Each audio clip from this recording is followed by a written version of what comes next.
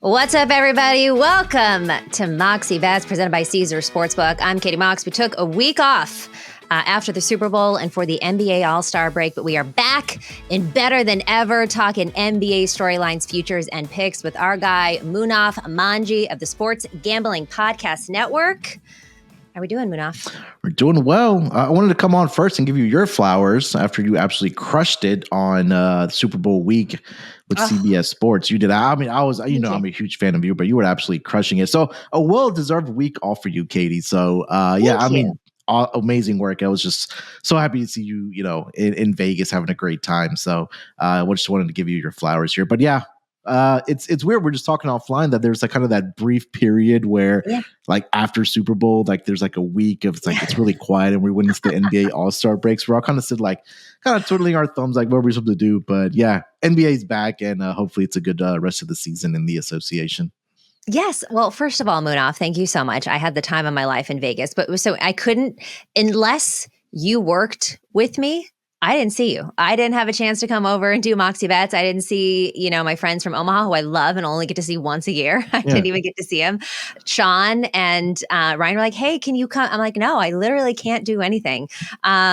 So it was great. And it was like, but like you said, it's such a high, especially, if you're there and you're working it, you're doing all these things. And then, my team was in and my team lost. So there's that depression. Yeah. There's like multiple depressions. One, you're on the highest of highs and then it's all over. There's no more football to talk about, which already, for a lot of us that love football and talk sports, that's already kind of a downer. And then when your team loses, it's third Super Bowl in a row for them, not obviously consecutive years. To the team that beat them the last time, that's also depressing. And so again, like we were talking about in the pre-show, I've just been catching up on TV and I am the most basic white girl of them all, right? So it's like murder, mysteries, documentaries, serial killers. I am so dialed in right now that like I'm in a dark place.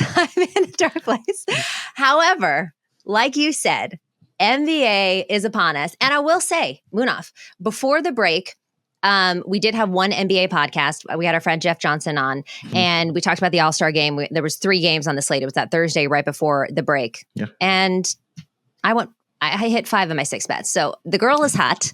Yes. And she's fresh off of watching serial killer documentaries. So I don't know what that means, but I'm ready to slay the books. You know what I mean? Well, I'm just here to write down your picks then, since you went 5 out of 6. It's funny. A week ago. You're only as hot as your last. Well, maybe it comes out, out of the break, you carry over that, you always ride the hot hand, as they say, especially in Vegas as well. Yeah. But it's funny because you mentioned like these players like on those like darkness retreats, like we saw about Aaron Rodgers, and I think this was my Aaron Rodgers darkness retreat. There you go. That's what it was for you. Watch out. Well, I hope I don't tear my Achilles on this first. No. On this first pod back. All right. So let's talk about the games that happened last night. So the Suns beat the Lakers 123-113. The Lakers came out great in the beginning of the season, right? They won the in-season tournament and they've kind of been falling apart a little bit since then. What is your take on the Lakers right now?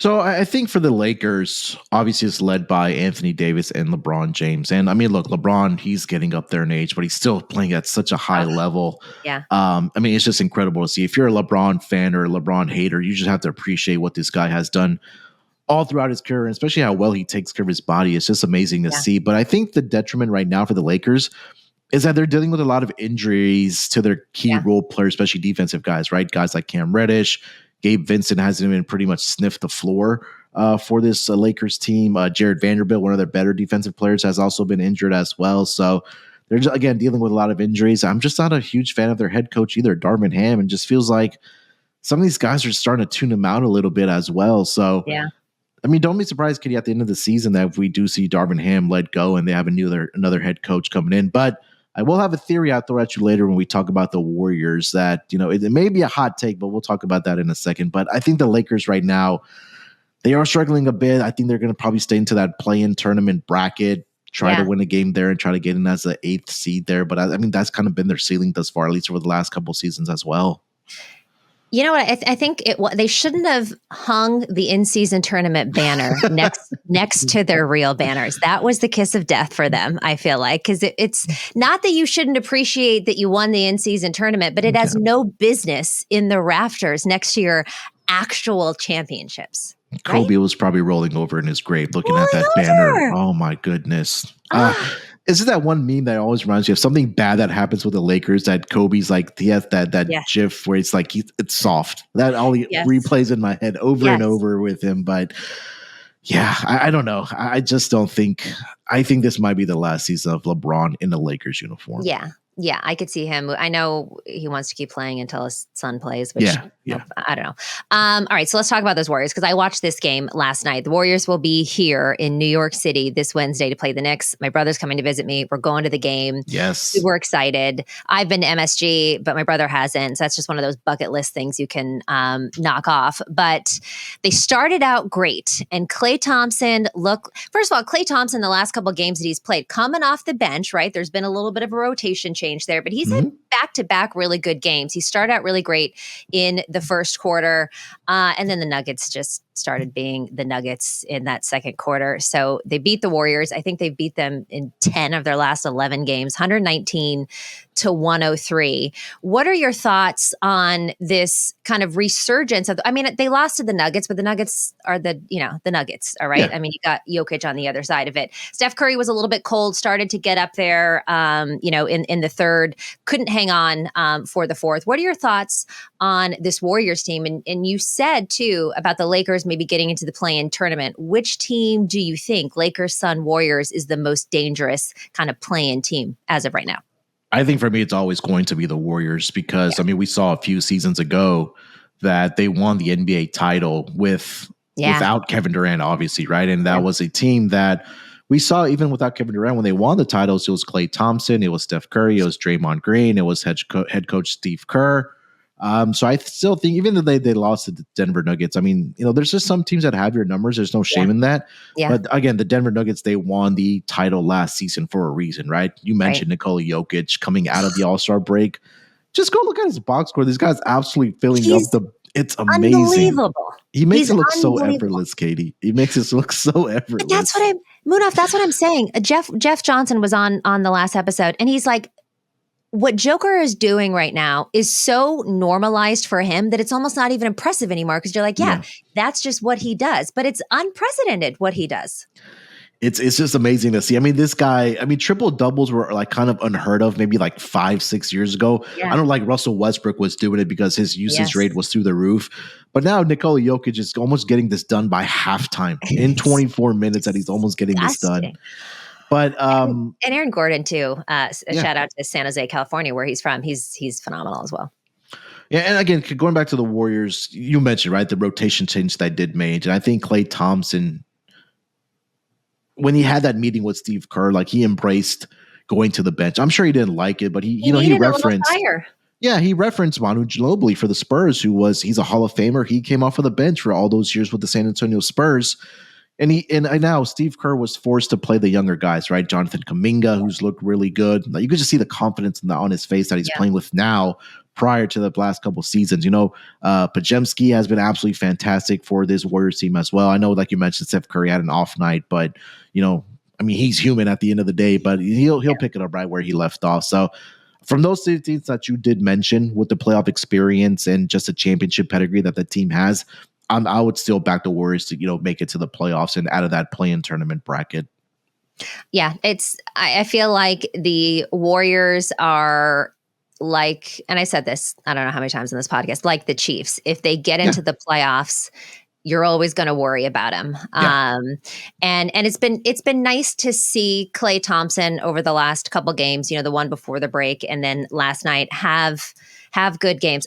Maybe I'm biased because I'm a Warriors fan, but I think basketball is more fun when Klay Thompson is playing well. And when him and Steph Curry are in sync doing Splash Brothers stuff, it's just fun. It's good for the sport. So hopefully that continues. Hopefully they beat the Knicks here on Wednesday, which I think they will, because unfortunately the Knicks are on a bit of a spiral. But speaking of teams, not not exactly in a spiral, but obviously missing Embiid is tough, right? So the Bucks beat the Sixers 119-98. Are they a playoff team without Embiid? So I've talked a lot about this with on my show and with the fans in general about the Philadelphia 76ers, that I think that if they're able to play 500 basketball, maybe be in that 6th seed, or even if they do fall into that play-in tournament bracket, they are going to get Joel Embiid back at some point. And when you get back the former MVP and the pieces that they do have around him that they acquired at the trade deadline, I know they picked up Kyle Lowry in the buyout market. They traded for Buddy Hield. They added a bona fide shooter in Buddy Hield. Tyrese Maxey is playing at an absolutely high level right now. So when you add a guy like Joel Embiid, obviously back into your team, I still think they can make the playoffs here. So I think for the Sixers, that if you do keep an eye on them, keep an eye on their playoff odds. That if you're able to find any plus money for them to make the playoffs, I would 100% jump on that, because I do expect Joel Embiid back rather sooner rather than later right now, because I think what he's missed now, 2-3 weeks already. So it might be another couple weeks that he does return. So right now it's a critical point for the Sixers that if they're able to kind of around 500 basketball right now until they get their MVP back, I think they're going to be okay. I do think that they do make the playoffs, especially in the Eastern Conference where it's so top heavy, right, Katie? Like you have Boston, you have Milwaukee, and then you have Cleveland right now. And then after that, like Pacers have looked good. You mentioned the Knicks, they're starting to spiral a little bit. Atlanta just lost. There's no timetable for the Knicks' return either for their stars, which is really troubling. Yeah. So if they're able to play 500 basketball right now, win a couple games here, if they're drop a couple games here, they're going to be okay. I still do think that the Sixers end up making the playoffs. Okay, so I like that. So just hang on, survive, and if you can find that at plus money, I agree with you. Go ahead and take that. I'm going to look. I'm going to keep my eye on that with the book. So looking at the latest finals futures, right? And now we're officially in the second half of the season for basketball. Celtics are the favorite at plus 230. I don't know that I trust them. They have been to the finals or close to it. They're like the 49ers. They're like the 49ers. They get there and you just don't know if they can get over the hump. You don't know. They're talented. They have all the pieces, but something is always missing. Or the other team just has the bigger star, like the Patrick Mahomes or the Joker. Then you got the Clippers, the Nuggets, the Bucks, the Suns, and then, of course, the Knicks if you really want to go for a long shot there. But again, no timetable on the return of their stars. I don't trust the Boston Celtics. I don't really trust the Clippers either. I think it's the Denver Nuggets. I think the Denver Nuggets are like the Chiefs. And if you want to be the champs, you got to beat the champs. And with what we're seeing from Jokic right now, it's going to be tough. He's Patrick Mahomes. He is. I mean, I agree with you 100%. I mean, from that list, it's the most consistent team right now is the Denver Nuggets, especially what level the Joker is playing at right now. But again, you take a look at the supporting cast, right? It's the same guys primarily that were contributors to them winning the title last year are still on the same team, right? Jamal Murray, I know he's been in and out of the lineup dealing with a leg issue, but I mean, he's still there. KCP is still there as well. You mentioned Aaron Gordon there as well. So the core pieces are so intact for this Denver Nuggets team. Mike Malone is a great head coach as well. I'm with you. I don't trust Boston, but if there was a year for Boston to win the title, I think it is this season, because I do like the addition that they made with Kristaps Porzingis and Jrue Holiday, right? Jrue Holiday is one of the more underrated players in the entire league, talking about his offense and his defense. Yeah. And he was a pivotal part when the Bucks did win the title. So I think for this Boston Celtics team, it's about closing out games. And if they're able to do that, I think they should at least at minimum get to the NBA Finals. So we'll probably see the Joker versus the Boston Celtics this upcoming NBA Finals. But, the Denver's team, they've been consistent. They're winning games again, and it's led by Joker like we talked about. So I'm with you. Denver plus 450 right now. Just Jason Tatum becomes wildly inconsistent in the NBA Finals. He'll drop like 40 or 50, and then he'll be like 10. So it's so. And you look at someone like Joker, like you said, consistently triple doubles in the first half. Like it's just crazy. It's just hard for me. Like Patrick Mahomes, it's hard for me to bet against Jokic when it comes to the finals, because he's got that killer instinct that and Jason Tatum is so talented and has everything there, but the consistency is what lacks with him. All right, so let's look at the MVP odds right now. Obviously, the Joker is the favorite, minus 140. Then you got SGA, you got Luka Doncic, you got Giannis, Jason Tatum there, and Donovan Mitchell. Look, it's chalky at the minus 140, but what Jokic has been doing, especially over the last 3 games, he's averaging 27 points, 17 rebounds, 15 assists over the last 3 games. It's insane. And just video game numbers. Yeah, last night, 32 points, 16 rebounds, 16 assists against the Warriors. So for me, I'm not laying, the $1.40 here on this, but like who, if not Joker, then who? Who you got? So SGA at plus 200 is intriguing. He was around, I think, 20-1 or 22-1 at the beginning of the season. But I think this Oklahoma City Thunder team, because they are in a smaller market, they just aren't talked about enough, right? But SGA, he's averaging 31 points per game. He's averaging close to 6 rebounds. He's averaging close to 7 assists.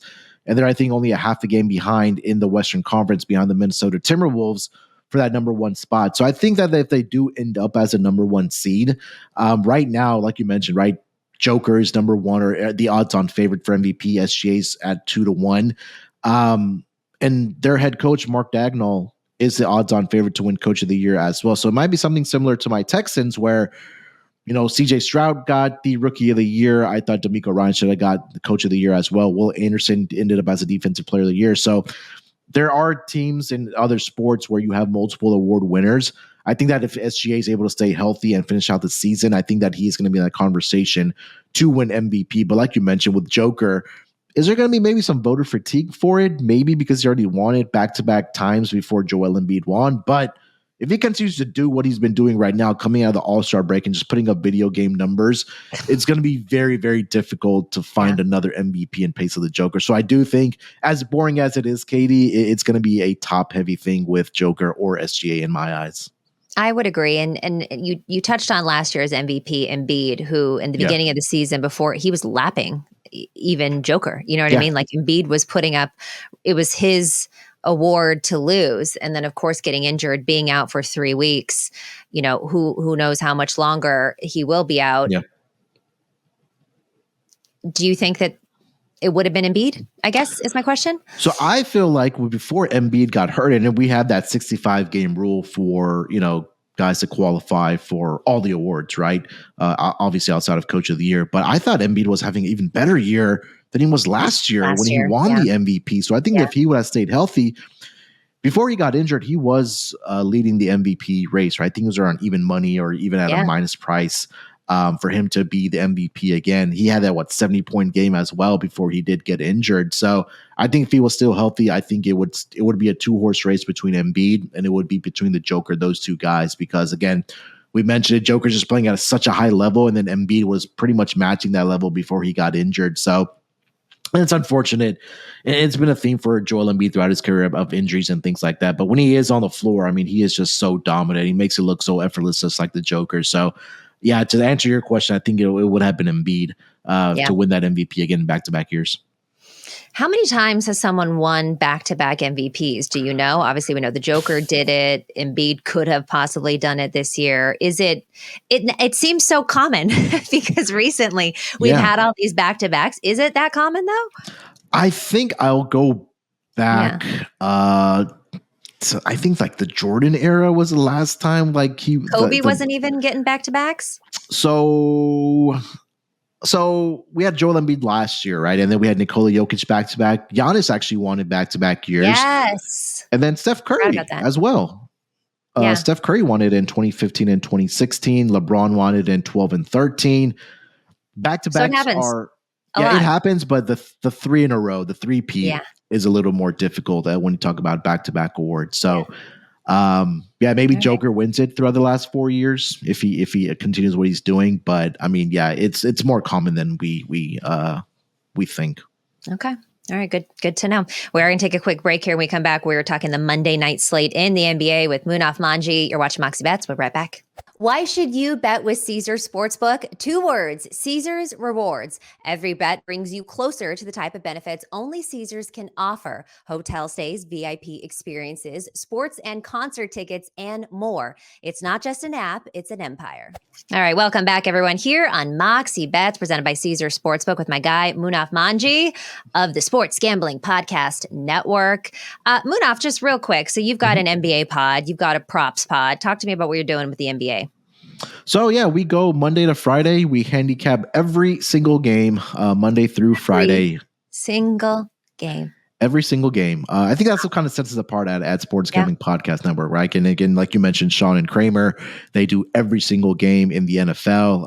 And a lot of our pods on that's the not as network. many as that's not as many as the NBA or MLB.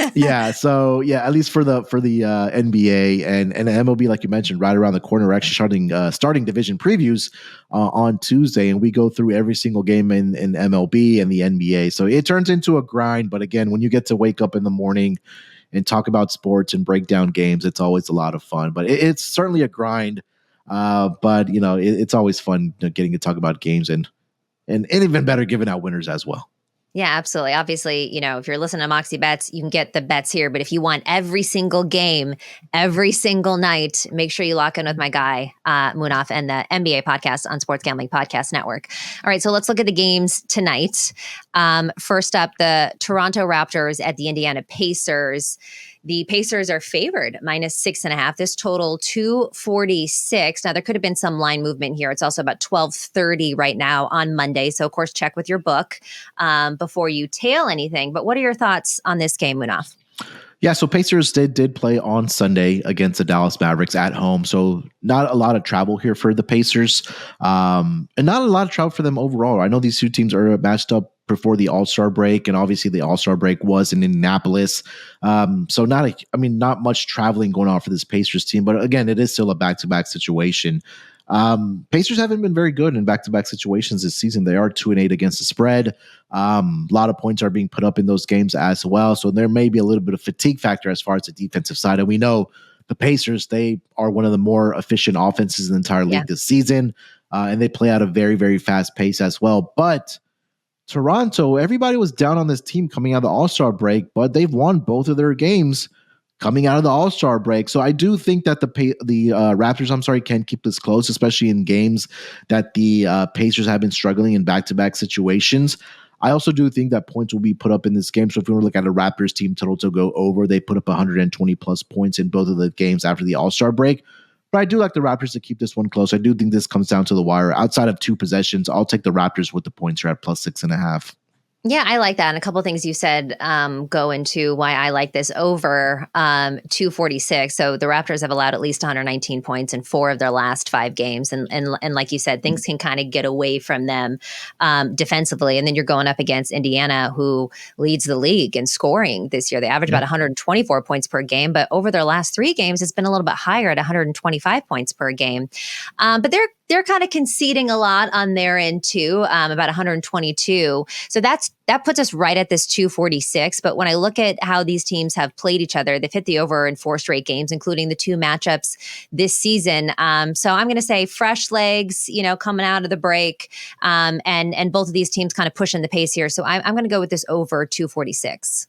I like it. Back-to-back situations this season at home for the Pacers, 5-1 towards the over, averaging close to 250 points per game in that span. So love it on the over as well with you. Love it. Okay, great. Next up, the Pistons and the Knicks. Oof. Knicks are 10.5-point favorites. I've actually seen it at 11 in some places. This total 223.5. The New York Knicks have been spiraling, but the Pistons might just be what the doctor ordered. Munaf, what do you think? Yeah, so for this Knicks team, like you mentioned, they've been spiraling. They've been without OG Anunoby, who's been dealing with an elbow issue. And when they traded for him from the Raptors, like we just talked about, they were one of the better defensive teams. But you take a look over the last 5 games, the New York Knicks are the worst rated defense in the entire league. So maybe, what you mentioned that the doctor ordered here. But again, let's not forget that these two teams did make a trade at the trade deadline, right? Bogdanovich came over from the Pistons and a bunch of role players that are actually getting minutes for this Pistons team. are actually in the rotation here. So, maybe they get up a little bit of play against their former team. I'm going to lean with the Pistons here. I just need to That's a lot of see. points. Yeah, it is a lot of points. I do need to see the Knicks turn up on defense. It might just be this game, but I do like a player prop in this game that I am betting on, and I have already bet on. That's been Josh Hart, his rebounds and assists to go over the number of 13.5 in this game. Josh Hart is a type of player that Tom Thibodeau loves, right? A guy that plays hard-nosed defense. He dives for those 50-50 balls, and he's been a guy that has been really filling up the stat sheet. If you take a look over his last 5 games, he's gone over this projection of 13.5 for the last 5 games here. So he's also averaging close to 39 minutes per game. So the injuries that the Knicks are dealing with, right? We talked about Julius Randle, Mitchell Robinson, OG Anunoby being out. Josh Hart's been inserted into that starting lineup. He's getting the minutes for this New York Knicks team. So I'm going to go with his rebounds and assists to go over 13.5 here tonight for the New York Knicks. I love that. I'm back in the Knicks here, but trepidatiously. 10.5 is a lot of points to give them, even though the Pistons are the worst team in the NBA. I believe they only have 8 wins, right? Just under 10. Like, oh God. They rank 23rd in the NBA in points per game this season, and they turn the ball over almost more than anybody else. They're ranked 29th in turnovers. So again, exactly what the Knicks need is to see a team like the Pistons, because they've been spiraling out of control with injuries. However, I've been betting the Knicks for a few years now, and I only ever bet them in the first half because this team just figures out a way to fall apart in the second half of games. So I'm going to lay this 6.5 with them in the first half. I think they come out strong. They beat up on the Pistons a little bit, and then Lord knows what happens in the second half. I will also say the Knicks have averaged 60 points in the first half per game. Over the last 3 games, the Pistons have only averaged about 46. So we're covering this number here. I don't know what happens in the last half of the game. I would maybe even lean giving some of these points to the Pistons, but I do think that the Knicks can come out strong like they normally do, beat up on them in the first half, and then we'll see. Especially them coming off of the loss on Saturday night against the Boston Celtics, right? And again, losing by 14 points on your home floor. Defense wasn't playing very well. Now you're going up against, like you mentioned, one of the worst teams in the entire league that you want to come out and play with some fire here. So yeah, I think they do cover this first half number, at least maybe up by double digits at the half. Yeah, and then Lord knows what can happen. All right, so looking at the other team in New York, the Brooklyn Nets at the Memphis Grizzlies, and it's interesting because when we were talking, I took the points with the Grizzlies before the break because even though they're without Ja, even though they're dealing with some injuries, this is a gritty team. Yes. This is a team that is still fighting to win. They're not necessarily giving up. So close spread here. Nets are favored just by 1.5 under a bucket. Total 214.5. What do you think of this matchup? I mean, you mentioned it, right? This Grizzlies team, despite all the injuries, they still have guys on this team that are playing for roster spots for the future, right? Because again, you're going to maybe next season where these guys will be back, the main stars for this Grizzlies team, but you still have roster spots to fill with these guys that are playing right now for the Memphis Grizzlies. Maybe it's not with the Memphis Grizzlies. Maybe it's with another team that are looking out to fill out their roster for the following season. You take a look at this roster right now, it's a bunch of, bench players and maybe even C squad or G League players right now for the Memphis Grizzlies, but they're still playing with a lot of heart. And anytime I see a Grizzlies team at home catching points, I'm going to be all over that. This Brooklyn Nets team, they're with a new head coach. He's probably still trying to figure out his rotations. This Nets team hasn't scored more than 100 points in 3 games. And you take a look, or over the last 3 games, I should say, I'm sorry. But this Memphis Grizzlies team at home over the last 10 games are 8-2 against the spread. They held the LA Clippers in their last home game to only 101 points. And now you have a struggling offense like the Brooklyn Nets coming in. Like I mentioned, I haven't scored more than 95 points over their last 3 games. I think the Memphis Grizzlies are alive in this game. I like them on the spread. I like them on the money line. If you want to take a look, take it a step further, the Nets team total under. Even money. Yeah. So, yeah, I'm all over the Grizzlies here. I like them in the spot here. Yeah, and you mentioned, too, defensively, I feel like the Grizzlies have some playmakers, too. They can kind of cause problems for some people. So I'm going to fade Cam Thomas. His points prop is at 19.5. I'm going to take that under. You can find that at minus 105 with our friends at Caesar Sportsbook. So Cam is the leading scorer right now for the Nets, which I don't know what that says about the Nets, but He hasn't played the Grizzlies since the 2022 season. He averaged only 4 points per game in 3 games against the Grizzlies. Now, the last game, he didn't score at all. Granted, he only played just about 4 minutes in that matchup, but he's failed to hit over this mark on 3 straight games, hitting the under on his scoring prop in 3 straight games. And he's really struggled with three-pointers. He was 0-5 on Saturday from behind the arc. And even just then, if you look at the last 3 games, I believe he was 1 of 5, 2 of 7. He's really been struggling with the 3 ball. And the Grizzlies, like we said, despite their injuries, they still are a formidable defense. And it really wouldn't surprise me if they just kind of hound Thomas, make him more of a passer and try to block him from shooting. So I'm going to take him under this 19.5. He's just wildly inconsistent. And also, again, with a new head coach right now, like, is he going to get the minutes? Because when he was with Jacques Vaughn, like, even with Jacques Vaughn, it was wildly inconsistent for Cam Thomas. And now with Kevin Ollie as a head coach there, yeah, I mean, I like it. Again, I don't expect a lot of points from this Brooklyn Nets team here tonight. Like you mentioned, Memphis, gritty. That's just what they are, especially at home. So, yeah, I can definitely get behind Cam Thomas to go under on his points prop here tonight. Love when we agree on things, Munaf. All right, moving on. Miami Heat versus the Kings in Sacramento. Kings laying 7. This total 225.5. I'm looking at another prop bet. I actually found some good plus money here. Harrison Barnes over 3.5 rebounds at plus 116. I was looking at his scoring because with the kind of injuries and inconsistencies, he's been kind of stepping up, but he's just been pretty inconsistent to me. Like he's got double digits and then he's got 5 points. You know what I mean? Like he's just kind of like up and down. Where I find that he's been a little bit more consistent is with his rebounds outside of the last game where he only had 2 versus the Clippers, obviously a very good team. He's had at least 4 rebounds in 3 straight games. He actually collects about 5 boards per game against the Heat. So that's like 1.5 more than this current prop total. And he's hit over this mark in their last matchup just a few weeks ago. I believe it was the end of January. So I'm going to take Barnes to get at least 4 boards. I can't talk today. I'm in my serial killer on Monday morning. I'm in my serial killer mode. So it's all right. So over 3.5 boards at plus 116. What are you thinking? Yeah, I think this would be more of a defensive game here between these two squads. Sacramento did play last night in LA against the Clippers. I think exerted a lot of energy in that game as well. They did get the outright victory. Now traveling back to Sacramento. I know not a huge trip going from LA to Sacramento here, but I do like the Miami Heat in the spot.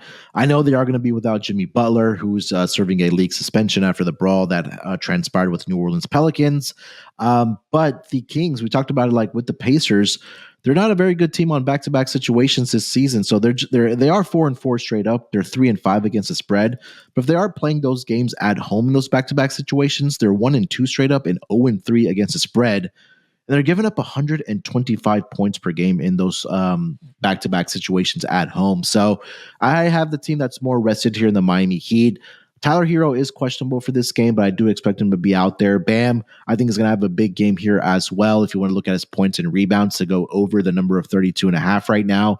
He's done historically well against this Sacramento Kings team, and especially without Jimmy Butler this season, Katie. He's been filling up the stat sheet, whether it's been with rebounds or his points. So I do expect a good effort here tonight for the Miami Heat. Anytime I see Miami Heat in an underdog role, outside of 2 possessions, going up against a team that's on a back-to-back situation, give me the Miami Heat. I'm going to be on the money line here as well. It's a nice juicy price around plus 210, plus 220, and also going to be on BAM here tonight as well to have a big night against the Sacramento Kings. So, Munaf, you mentioned the brawl between the Heat and the Pelicans. Obviously, Jimmy Butler was ejected. He's been suspended for 1 game. Do you feel like the NBA is a little bit chippier this season? I feel like we've been seeing a lot of these scuffles or brawls. I don't know if you saw the clip of Steph Curry just sitting on the bench. That was hilarious. Being like, this is below my pay grade, and the one that just broke out with him. But does it feel chippier? You know, it's funny you mention that because it seems like it's picked up a little bit after football was over to maybe draw some more eyes towards the NBA. But yeah, it's been a little bit more chippier. There's been a lot more, I don't want to call them brawls because when I think of brawls, it's the Malice and the Palace Scuffles. with like scuffles. Yeah, we'll call it scuffles. Yeah. But even guys that these NBA players that do pause now, they even come out and say like they're not really trying to fight.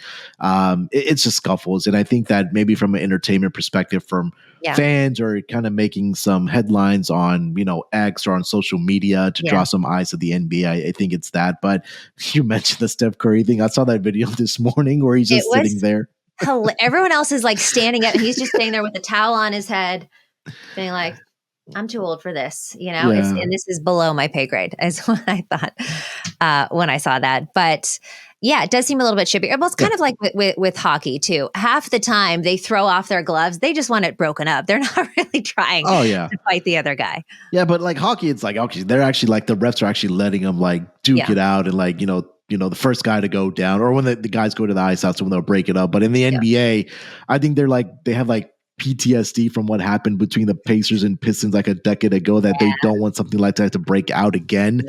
But yeah, I mean, it's a little bit more chippier this season. And again, from a fan perspective, like you want to see these guys fired up as well. But at the same time, it's like you also don't want anybody to get hurt and things like that as well. So yeah, definitely. Yeah, it's been a lot more chippier this season. I will agree about that. Yeah, it's been interesting to see that. And yeah, they don't really want a whole like Malice at the Palace situation to happen again. That was absolutely wild. All right, Munaf, the time has come for Mox Locks. What is your favorite bet that you're absolutely taking to the window? Yeah, I mean, I liked a lot of what we talked about here tonight, but I'm going to go with Bam here tonight. I think this is a good spot for him against the Sacramento Kings. I know they don't have a lot of length up front. I know Sabonis has been really good, but I think it's an opportunity for Bam to fill up the stat sheet here tonight with his rebounds and his points and rebounds to go over the number of 32.5 right now. I mean, I mentioned he's been averaging 21.6 points and 11.1 rebounds without Jimmy Butler in the lineup. And the Kings have been struggling over the past week or so and over the last 10 games or so against the center position. Bam is number 5 actually in points per game inside the paint over the last 10 games as well. He's trailing guys like Giannis, the Joker, Sabonis is in that conversation as well. So I think it's a good spot here tonight for Bam, and also do like the Miami Heat plus the points here tonight. So I'm all over the Miami Heat tonight to get it done in Sacramento, who are on a back-to-back situation. I love it. From backing Bam to fading Cam, I'm going to take Cam Thomas under 19.5 points. And it's, for all the reasons that we talked about. He's been inconsistent. His minutes are kind of inconsistent. And this Grizzlies team is feisty and they are scrappy and they are a formidable defensive team. I can see them blocking him, forcing him to be a bit more of a passer. I might look at his assists in this game and look at those overs. But when it comes to scoring, I'm taking the under 19.5 for Cam Thomas. All right, Munaf, before we go, we talked about the NBA podcast that you're doing, but just let everybody know where all the pods are and where to find them right now. Yeah, you mentioned it. Go over to sportsgamblingpodcast.com. You can find all of my work there as well. MLB, we're starting division previews actually tomorrow. We'll go through all divisions and all the win totals and all that good stuff. And before we know it, the MLB season will be here as well. We'll be grinding out NBA as well till into the season, obviously through the NBA finals, and also, like you mentioned, a prop betting show. If you're just interested in player props, we do that as well on the Propcast. So again, definitely check us out, sportsgamblingpodcast.com, or just download the app SGPN on your App Store or Google Play Store, wherever you may do get your apps. I love it. And one thing that you're looking forward to in the MLB season, I mean, this Dodgers team looks scary, but I can see them also just imploding in the playoffs again, even with what they have. Yeah, Ohtani. I don't know, Katie. Ohtani is just a generational talent, but I will mention this. Yeah, but he was with Mike Trout. They had generational talent on the last team, and look what happened. Yeah, but with this Dodgers team, you also have 2 former MVPs, right? Moxie Bets and Freddie Freeman. So I know that Ohtani won't be able to pitch this season because he has that UCL surgery that he did get done. But again, it's going to be murderer's row for this Dodgers team. But you know what I'm looking forward to? I don't know though how this kind of happened, but I have a lot of Yankee fans within my network of friends. Well, because there's Yankee fans everywhere. They're like Dallas Cowboys fans. Yeah, so I'm expecting the Yankees to take another step back, even with Juan Soto, so I can crap on them a little bit. But Kirsten, our producer, is listening to this and raising her fist at you right now. And our good friend Ariel as well. I've been giving her some about the Yankees. She's so excited. She's like, "We're back, baby." I'm like, "Good luck to you." Yeah, I was like, "Good luck to you." So no, but again, just looking forward to the MLB season. Hopefully, my Astros here down in Houston, they're back in the World Series. We'll see, but it should be a fun and exciting MLB season. Always looking forward to the MLB season. Yeah, you like the team that nobody likes, by the way. Sometimes I got to play the villain, right? And I'm also a Red Sox fan as well. So those are two teams that nobody likes as well. So I got to be the villain sometimes. Can always be the nice guy. Right. Especially when you have like the Texans that were kind of like the underdog, story this year. You got it. We're back. You know what? And I think that you are. And I like a lot of futures on the Texans. I feel like they're the sexy team that a lot of people are pouring money onto. But if you like the Texans, I would bet them now because I think more people are going to start to bet them, and you'll see those odds drop down a little bit. But Munaf, I'm going to throw one more thing at you before we get out of here for the Warriors. I mentioned this earlier. Yes. How would you feel if LeBron James came over to the Golden State Warriors? I would die. I would love it. I would absolutely love it. First of all, when you look at the All-Star games, LeBron has never looked happier than when he's on the same team as Steph Curry. So it's funny that you say that because I'm not sure if you saw the note. I did not see this. That prior to the NBA trade deadline a few weeks ago, the Warriors actually called the Lakers trying to gauge their interest on trading for LeBron. What would it take? Who would they have to give up? And I think that's what the biggest hurdle would be about. Do they want to give up some of the young core players? But I'm a conspiracy type of guy. We mentioned it that this Lakers team is probably not going to get anywhere, especially with their head coach and the role players that they do have. You take a look at this Warriors team right now. They have Draymond Green that is always hanging out with LeBron James. Best friends. Best friend. And his other best friend, Chris Paul, is on this roster here as well. I think those three guys also share the same agent in Rich Paul. Mm-hmm. Steve Kerr just signed a 2-year contract extension with his Warriors team. Yes. And I believe, and I could misspeak on this, but I believe that LeBron may have a player option where he can opt out of his current contract and become a free agent. He's still in the state of California. You mentioned It'd be so easy. His family can still live in LA. He could just fly up. It's an hour flight. He looks so happy with Steph Curry, even when they. So again, don't be surprised if we maybe see LeBron going over to the Warriors next season. We'll bookmark this right now, February 26th today. It's a hot take. I may look like an idiot, but maybe LeBron will be in the Bay Area with your Warriors next season. I would love that.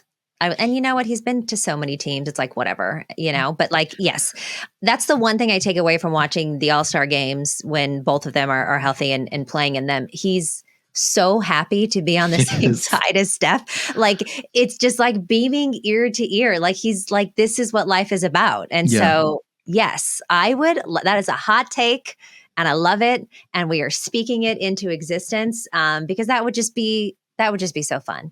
And maybe it would be fun for other teams, but it would be certainly fun to watch. All right, Munaf, you can follow him at SportsNerd824 on X, Twitter, whatever you call it. And then make sure you tap in with him at sportsgamblingpodcast.com. That's where all of his podcasts are listed. And this has been Moxie Bets presented by Caesar Sportsbook. I'm so excited about this LeBron potentially coming to the Warriors situation. Let's go. Don't forget to follow us on social at Moxie Bets. We'll see you next time. Thanks, Munaf.